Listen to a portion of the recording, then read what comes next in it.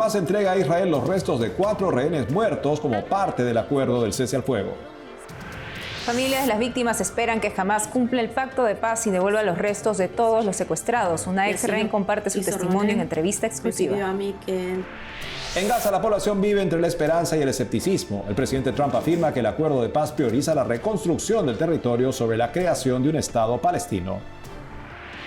El Papa León XIV envía 5.000 dosis de antibióticos a Gaza y renueva su llamado a trabajar por la paz mundial.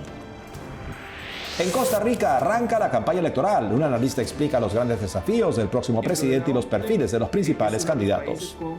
Hola Natalie, comenzando el programa. Comenzamos el programa, Eddie, con los televidentes desde los estudios en Lima, Perú. Gracias por acompañarnos en EWTN Noticias. Soy Eddie Rodríguez Morel. Bienvenidos, yo soy Natalie Paredes. Empezamos las noticias con información desde Gaza y la entrega de los restos de 4 rehenes fallecidos al gobierno de Israel este lunes como parte del acuerdo de cese del fuego con Hamas. Este martes el ejército israelí identificó a 2 de ellos. Se trata de Gui Iyous de Israel y Vipin Joshi de Nepal. Ambos tenían 20 años de edad cuando los terroristas perpetraron el ataque del 7 de octubre de 2023. Associated Press informa que Iyous murió por falta de tratamiento médico, mientras que Joshi llegó a Israel un mes antes del ataque como parte de un intercambio estudiantil. Sobre los otros 2 rehenes fallecidos, los militares indicaron en un comunicado que sus nombres no fueron autorizados para su publicación por las familias. Todavía quedan 24 rehenes muertos en manos de Hamas.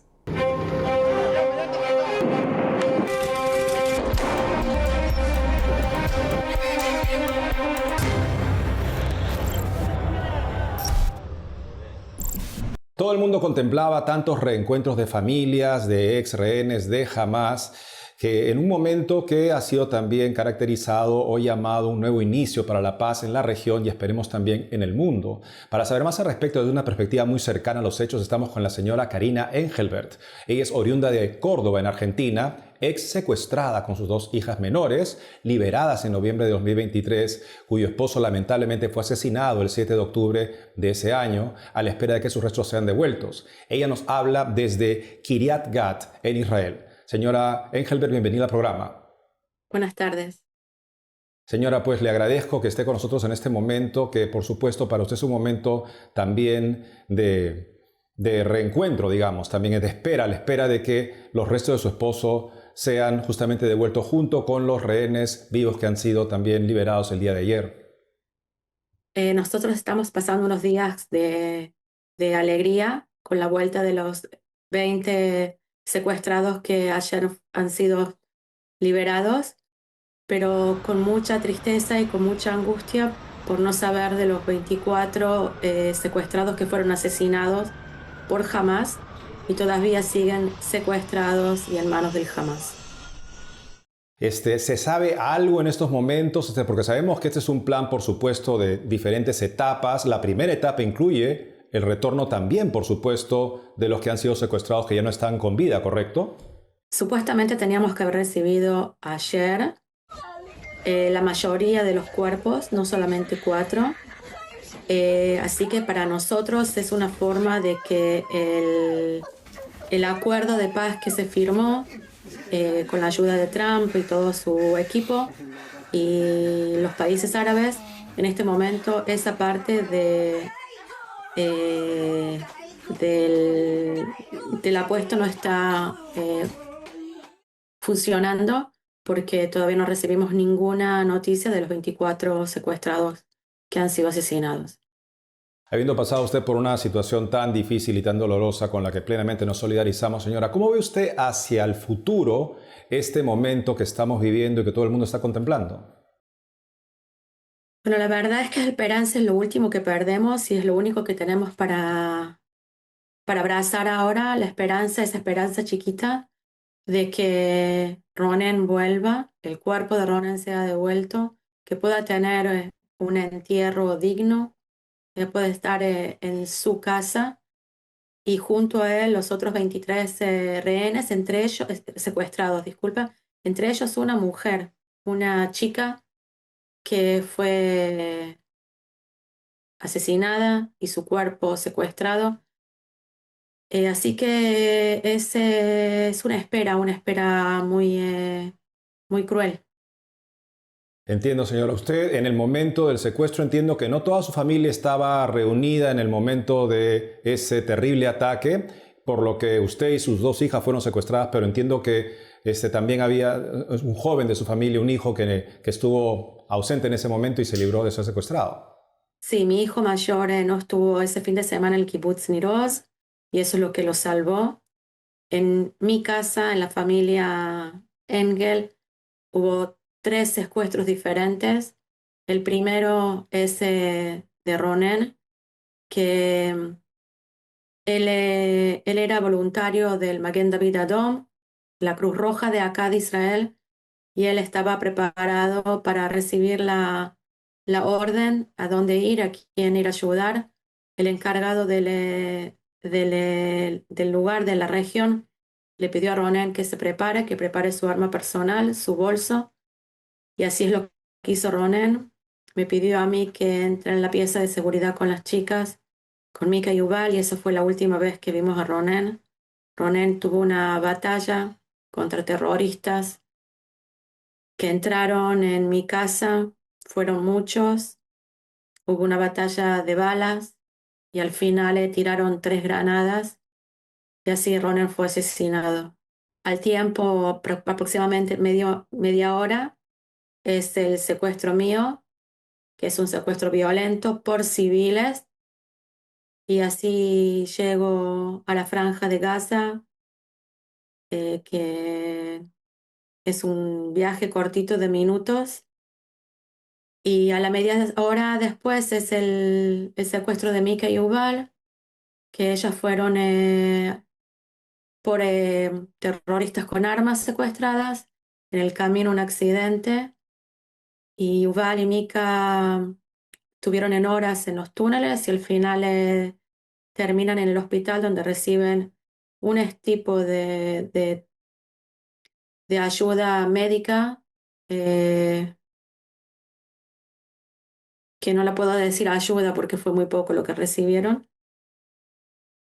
Pero a fin de cuentas fuimos liberadas después de 52 días, 52 largos días, con mucho miedo, con mucho terror. Y desde ese momento estamos esperando de que todos los secuestrados sean devueltos. De acuerdo. ¿Cuál sería una reflexión, un mensaje que usted quisiera dar a las personas que nos escuchan en este momento? Primero principal, que no se terminó hasta que el último secuestrado no sea devuelto, no llegue a sus tierras, a Israel. Este episodio no se acabó. Las guerras no son buenas para nada ni para nadie. En las guerras no hay ganadores, solamente hay perdedores. Es el que pierde más y el que pierde menos, pero todos perdemos. Y llegó la época, llegó la hora de terminar con todo esto y tener en cuenta de que el 7 de octubre no puede pasar a nadie más. No acá, no allá, en ningún lado. Compartimos completamente este deseo, señora Karina Engelbert, y está usted y toda su familia en nuestras oraciones. Gracias por haber estado con nosotros el día de hoy. Gracias a ustedes, muchas gracias. Por otro lado, el presidente Donald Trump, quien diseñó la hoja de ruta para el cese del fuego en Gaza y la liberación de los rehenes, dijo este martes que el acuerdo de paz en la franja se enfoca en la reconstrucción, no en la creación de un Estado palestino. Así expresó a la prensa en su vuelo de regreso a Estados Unidos tras su visita a Israel y Egipto durante la liberación de los secuestrados y la firma del acuerdo de paz. Veamos cómo informó EWTN News 90 sobre la presencia de Trump en Oriente Medio este lunes. Un video captura el momento en que un ex rehén israelí se reúne con su madre.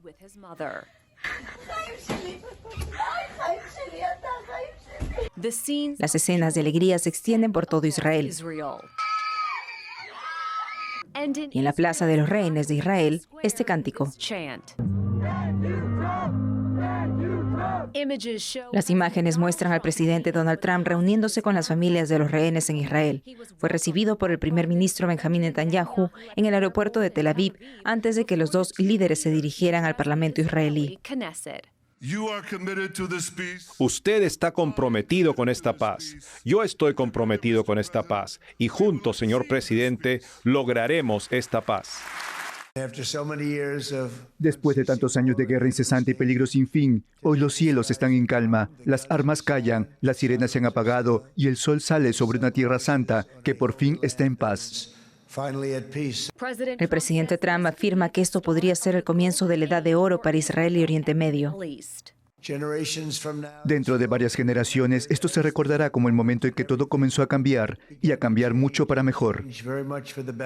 Trump también fue noticia cuando animó al presidente israelí a indultar a Netanyahu para liberarlo de los cargos de corrupción.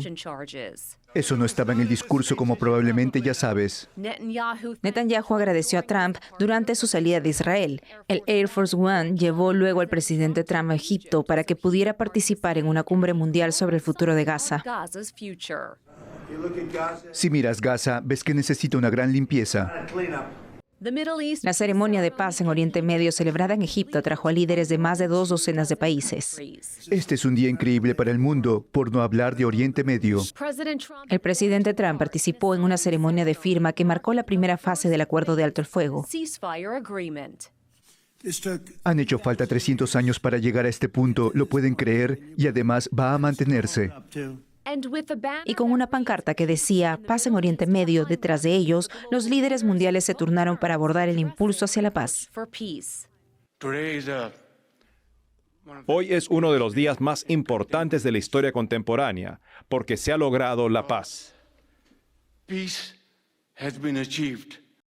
Y el Papa León XIV envió 5.000 dosis de antibióticos a la Franja de Gaza, dirigido en especial a los niños. La entrega fue posible gracias a la reciente reapertura de los principales pasos fronterizos que permiten el ingreso de ayuda, reporta Vatican News.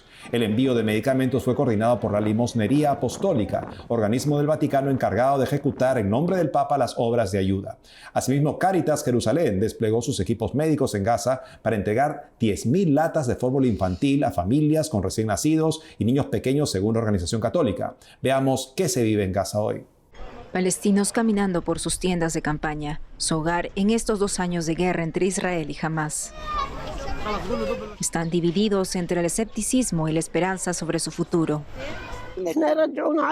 Queremos que los líderes mundiales nos devuelvan a nuestros hogares, nos brinden asistencia humanitaria, nos cuiden, nos ayuden. Esperamos que la cumbre conduzca a la reconstrucción de Gaza lo antes posible. Ese debería ser el primer paso. Este martes, al menos 3 gazatíes murieron por disparos de drones en el barrio de Shuhaya, según el Ministerio de Sanidad de Gaza. El ejército israelí confirmó los disparos porque los gazatíes traspasaron la línea amarilla del acuerdo de alto el fuego. Esto es una clara violación del acuerdo, reclamó la autoridad militar israelí y urgió a los residentes de Gaza a seguir las instrucciones y mantenerse alejados de las tropas. El lunes último en el hospital Nasser, los prisioneros palestinos excarcelados por Israel, según el acuerdo de paz, recibieron asistencia médica. Israel ha devuelto 40 cuerpos de palestinos fallecidos en prisión. La situación en las cárceles de la ocupación es muy difícil, no hay colchones, siempre se los quitan. La situación alimentaria es difícil, la situación allí es difícil. La prisión era pésima. En cuanto a la comida, la opresión y las palizas, todo era pésimo.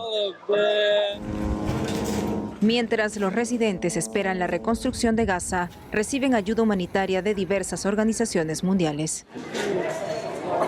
Ahora le mostramos el reencuentro de más ex rehenes israelíes con sus familias tras más de 2 años en cautiverio a manos de Hamás. El ex rehén Sejef Kalfon no puede contener el llanto al volver a ver a su familia después de 2 años.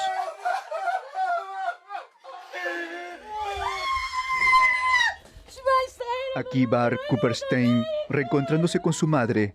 Su padre, postrado en silla de ruedas, intenta ponerse de pie para abrazar a su hijo.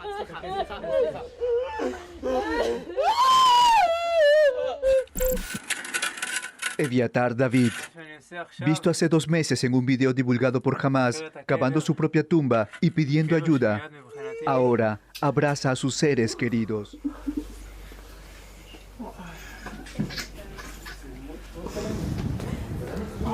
En un centro militar, Omri Miriam corre hacia su padre tras 24 meses en cautiverio. Tardó 2 años en sobrevivir en cautiverio de una brutal organización terrorista que lo desarraigó de su vida, devastó su comunidad y finalmente pudo abrazar a Ronnie y Alma. Podía jugar con ellas, podía sentirse como si fuera padre de nuevo y ellas podían sentir que tienen una figura paterna en el hogar. Todavía es surrealista para ellas, como puedes imaginar. Ethan Horn abraza a su hermano mayor, Jair Horn, liberado en febrero. En agosto, su padre, Itzit Horn, contó a EWTN Noticias su anhelo de que sus hijos volvieran a darse un abrazo. Si usted me permite, yo quiero mostrarle una foto. ¿Se ve? Sí, sí se ve. Esta foto nosotros la hemos llamado el último abrazo, porque está tomada de un video que subió el Hamas al día siguiente que Yair fue liberado. Y nosotros decimos que esperamos que de verdad este no haya sido el último abrazo entre los hermanos. Este lunes, su deseo se cumplió. Dice el Salmo 127 que los hijos son un regalo del Señor, y estas familias volvieron a experimentar esta dicha en sus vidas.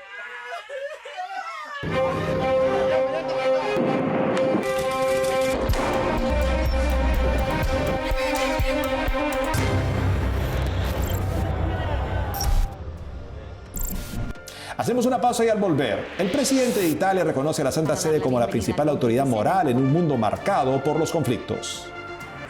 Además, realizan un acto de reparación penitencial en el altar de la Basílica de San Pedro tras una reciente profanación. Regresamos con más noticias con Enfoque Católico.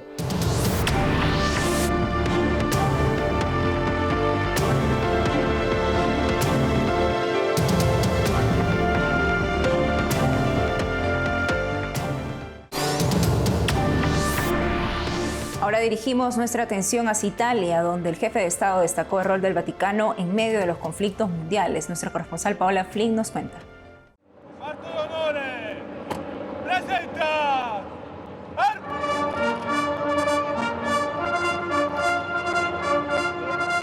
El Papa León XIV hizo su primera visita oficial al presidente de la República Italiana, Sergio Mattarella, en el Palacio del Quirinal, una de las 3 residencias oficiales del presidente. La reunión tuvo lugar meses después de la primera visita del presidente al pontífice en el Vaticano.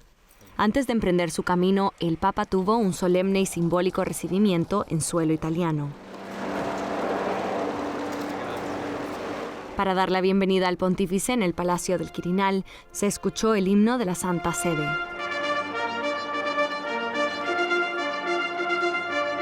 En el discurso de bienvenida, el presidente Sergio Mattarella subrayó que la Santa Sede representa la autoridad moral en un mundo que sufre distintos conflictos.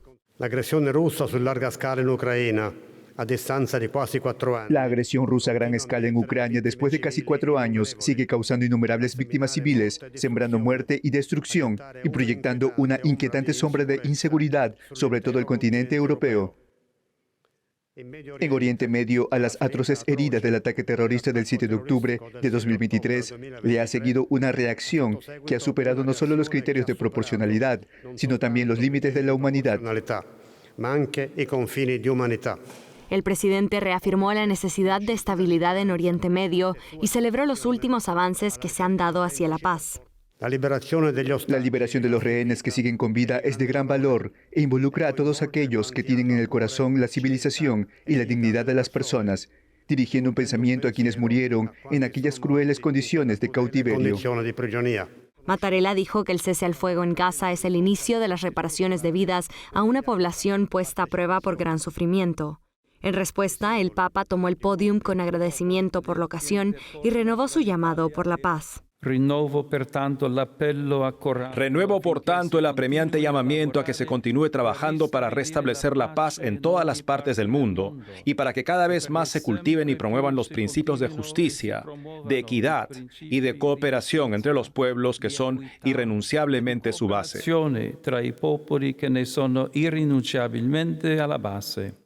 El Papa agradeció el compromiso entre la Santa Sede y el Estado italiano en favor del multilateralismo y explicó que se trata de un valor de grandísima importancia, ya que los complejos desafíos de nuestro tiempo hacen más necesario que nunca buscar y adoptar soluciones compartidas.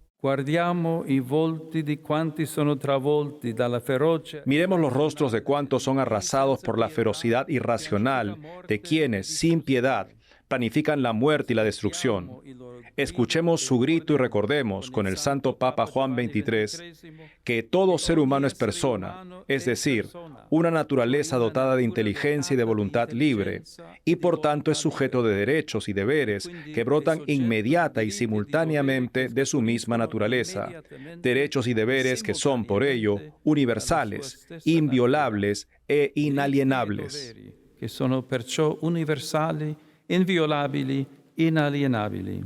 El Santo Padre agradeció también la acogida que el Estado ha brindado a los peregrinos en este año jubilar. La última vez que un papa subió a la colina Quirinal fue el 10 de junio de 2017, cuando el Papa Francisco visitó al presidente Sergio Mattarella, reelegido para un segundo mandato. En Roma, Paola Flynn, EWTN Noticias. Por otro lado, este lunes se realizó un rito penitencial de reparación en el altar principal de la Basílica de San Pedro del Vaticano, tras un acto de profanación. El cardenal Mauro Gambetti, arcipreste de la Basílica de San Pedro, presidió el acto. Tras una procesión penitencial, el cardenal roció con agua bendita el altar y lo incensó para purificarlo. En el rito se destacó el perdón por la profanación, reporta Así Prensa. El viernes 6 de octubre, un hombre cuya identidad no ha sido revelada fue arrestado por los guardias de seguridad después de orinar en el altar de la confesión bajo el baldaquino de Bernini ante la mirada sorprendida de los presentes. Costa Rica celebrará elecciones nacionales el próximo 1 de febrero de 2026. Ese día se elegirá presidente, 2 vicepresidentes y los 57 diputados de la Asamblea Legislativa. En caso de que ningún candidato presidencial obtenga al menos el 40% de los votos, habrá una segunda vuelta el 5 de abril del próximo año. En un país de mayoría católica, vamos a hablar sobre cuáles van a ser también los retos que va a tener el nuevo presidente electo. Para hablar al respecto, estamos conectados con el director del Instituto, Tomás Moro, Luis Fernando Calvo. Luis Fernando Calvo, bienvenido a EWTN Noticias.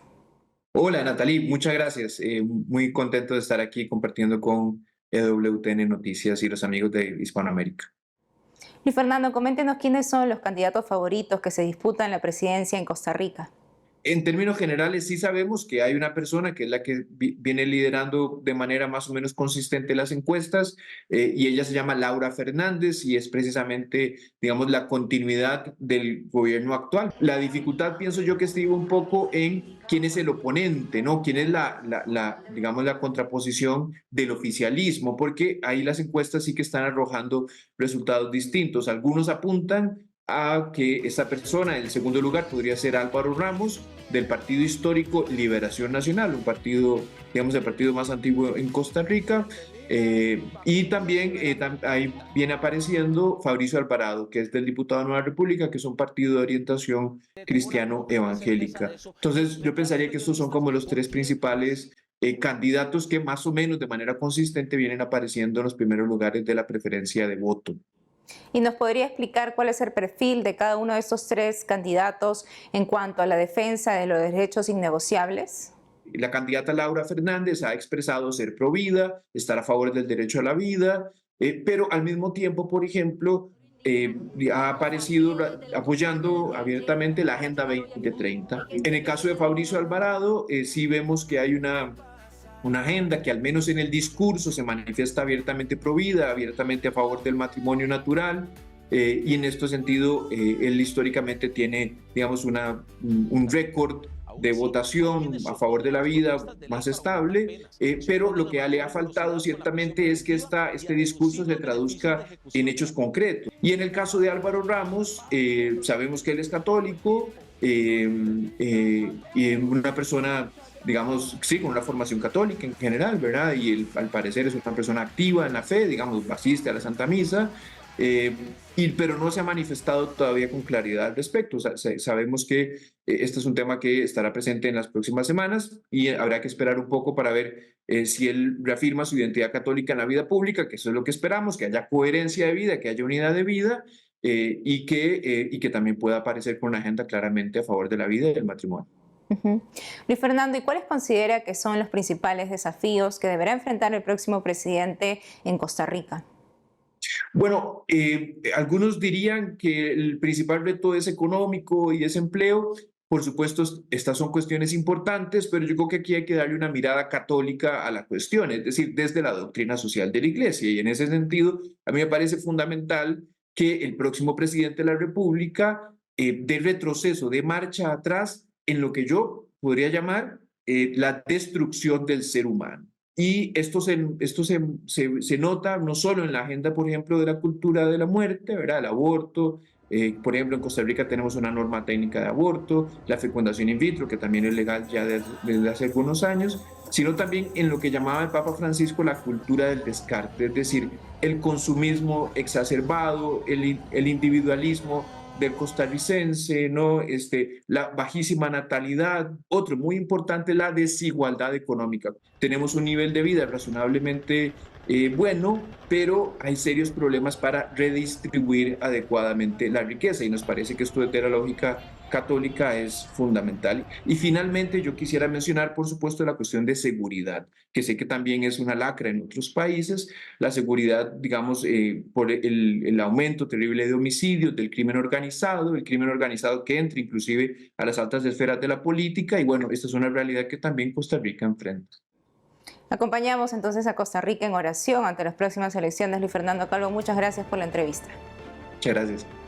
Eso es todo por hoy, amigos. Gracias por haber estado con nosotros. No dejen de seguirnos en nuestras redes sociales y en ewtnnoticias.com. Hasta mañana.